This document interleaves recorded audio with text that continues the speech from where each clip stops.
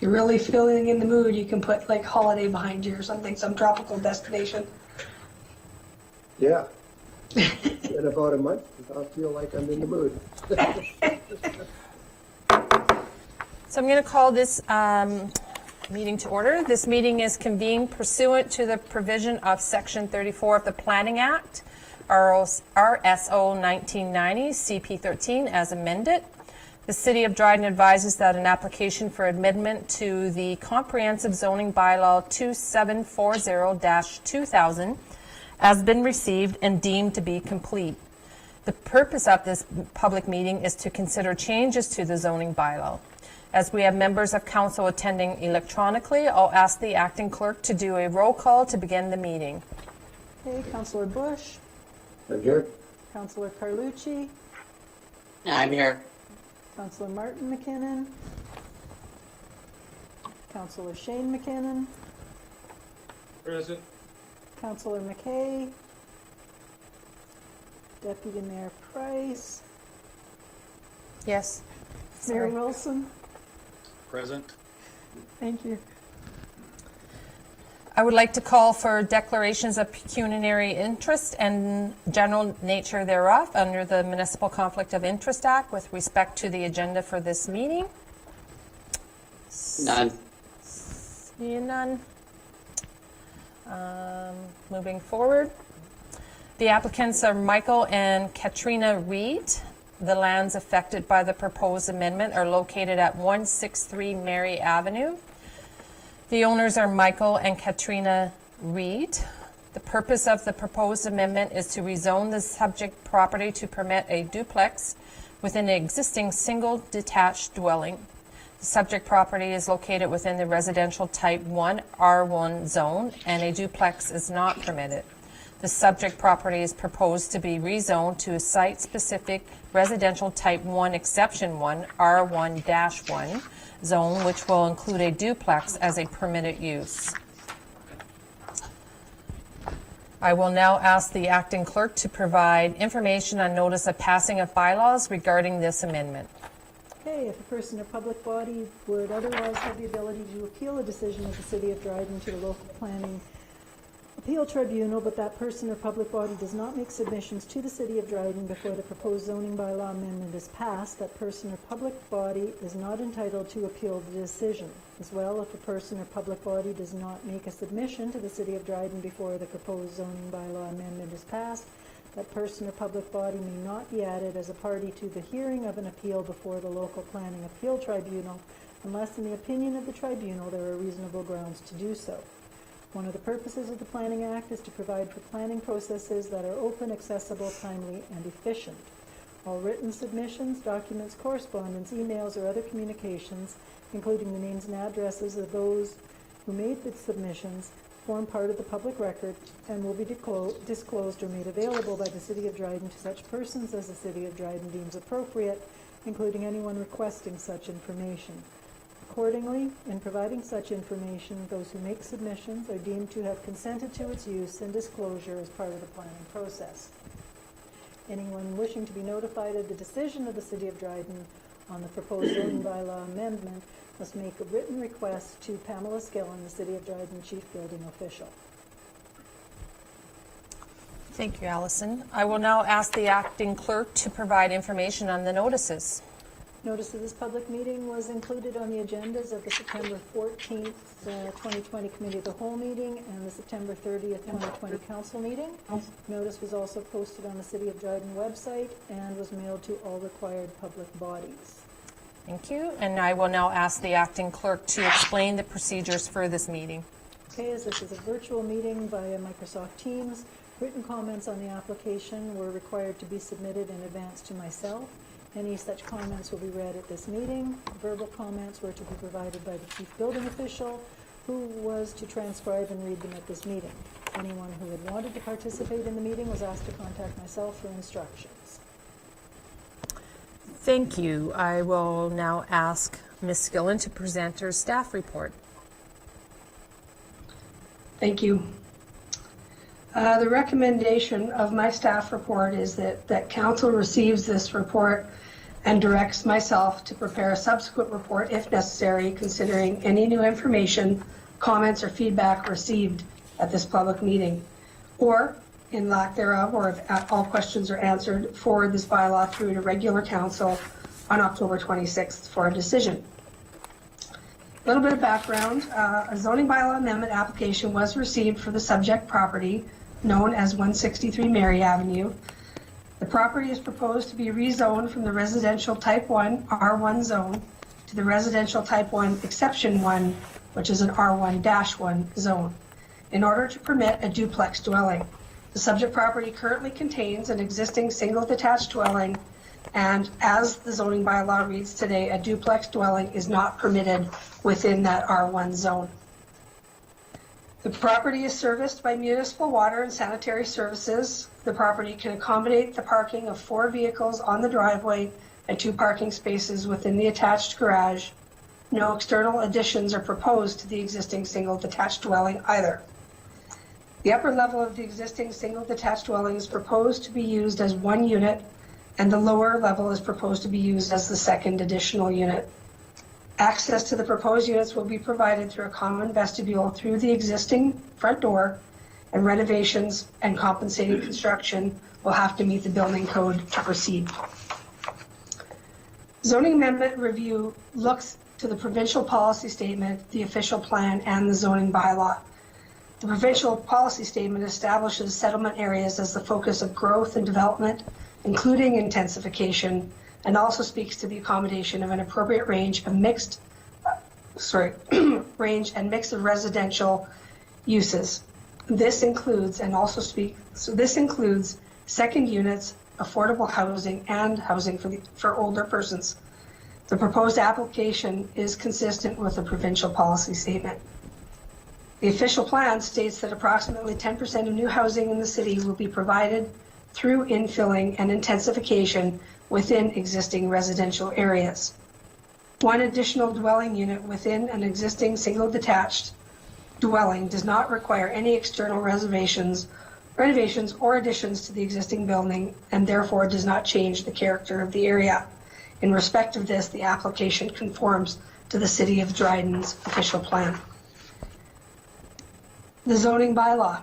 The property is currently zoned residential type 1, R1. Uses within the R1 zone are provided under section 411 of the zoning bylaw and do not include duplex dwellings. When considering whether an additional dwelling unit is appropriate, other elements as well, such as amenity spaces, must also be considered. The property is located within walking distance to commercial uses on Government Street and the highway. There is open green space to the east of the subject property, and the property lot area does exceed the minimum requirement for single detached dwellings. The proposed amendment to permit a duplex on the property is appropriate and is consistent in conformity with the policies set out by both the province and the city regarding intensification and providing for additional housing types. As outlined previously, the proposed zoning bylaw amendment has been reviewed within the context of applicable policies and regulations. The purpose of this public meeting is to provide an opportunity for public comments and council questions on the proposed application. To date, no comments from the public have been provided. No public is in attendance tonight, so I open it up to questions from council. Thank you.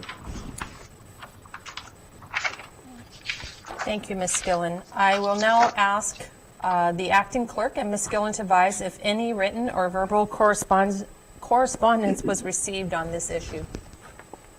Okay, Ms. Gillen just advised no verbal correspondence was received. There was no written comments received, and no one from the public inquired about participating in the meeting electronically. Perfect. Correct. I will skip to item 13. Certainly. Yeah. I will ask members of council if they have any remarks or questions concerning this application. I'll go with Councillor Bush first. Yes, through the chair, thank you, Ms. Gill, for your report. I have 2 questions related to this bylaw amendment request, and I think they probably were answered in part, but I'd like just a little bit of clarity around them. First question is, why is the current bylaw in place restricting the area to single-family dwellings, no duplexes? What was its purpose? And my second question is, if council approves this exception, are we setting precedent for further applications?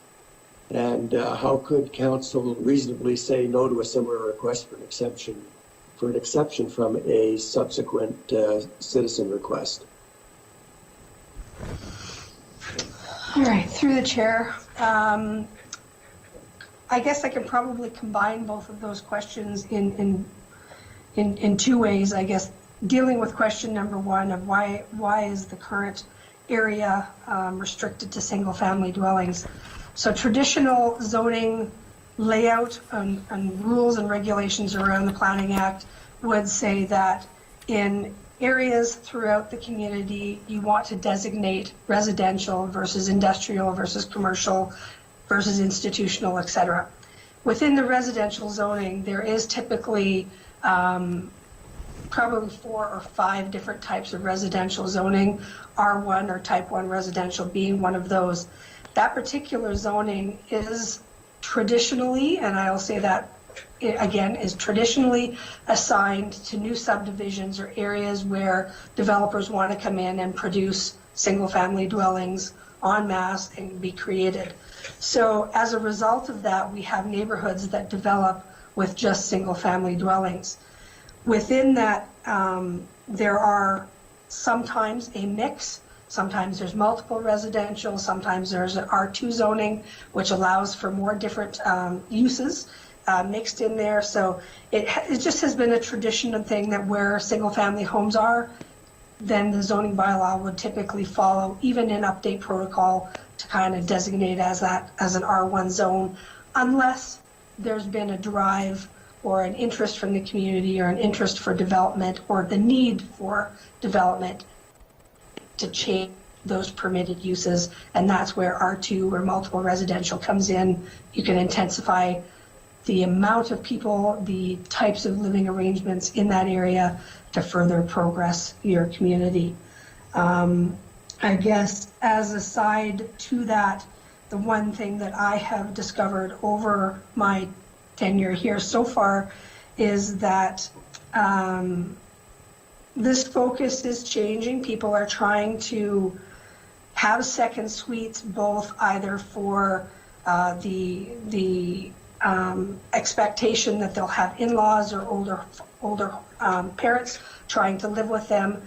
They want to maintain their ability to own a home and a property and therefore require renting as a supplement to their income in order to provide that as we go forward. But it's also a proven fact, and I'm finding this as I'm doing my inspections, that second suites have gone unreported. They were in existence, have always been in existence in many locations. Most of them, just like this application is asking to, they're blending into the physical appearance of the neighborhood of single-family homes. And in view of this fact, because they're unknown, they have been classified as illegal suites. They're not up to code for fire separations and the protections that are required for having multiple living arrangements within one building. So I think in view of this fact and not expecting that we're going to get an influx of people requesting these zoning amendments, a new zoning provision in this kind of instance won't create that sudden increase, but rather it'll be a new, or it'll be an incremental increase, but those new suites or those existing suites will become known to my department through inspection, through the desire to become legal, and especially when we get into land sales or property sales, those things become important, and that's usually when the questions crop up to my department. Secondly, with regards to future applications, I don't know if there's a precedent is the right term in that, except for the fact that currently the way things are set up, a zoning amendment request like this has to come forward for every suite coming coming to our attention that they want to add or create or build new. From that standpoint, we have to go through the same review process for that unit as well as this unit. Does it meet the same guidelines under the official plan and the provincial policy statement and the zoning bylaw? Does it meet setbacks, the ability for parking? Each one of them are going to be taken as a unique experience going forward, and I think that that's the way we're going to look at it. So it's not having to say yes to everything that's coming forward, but does it meet all those guidelines? Then it makes a reasonable request going forward. Additionally to that, there is the Affordable Housing Act, which is now becoming more prominent in our area. It was given royal assent in 2016 and came into effect in 2018. At that time, we hadn't done anything. We weren't required to do our official plan update or our zoning bylaw update. We're now heading into that process within the next year or two. And at that time, we will be required to include provisions for second units. That doesn't necessarily say that all R1 zones will have the ability to have a second unit. We will have to make that decision as we go through the update, but we will have to provide those inclusionary policies going forward.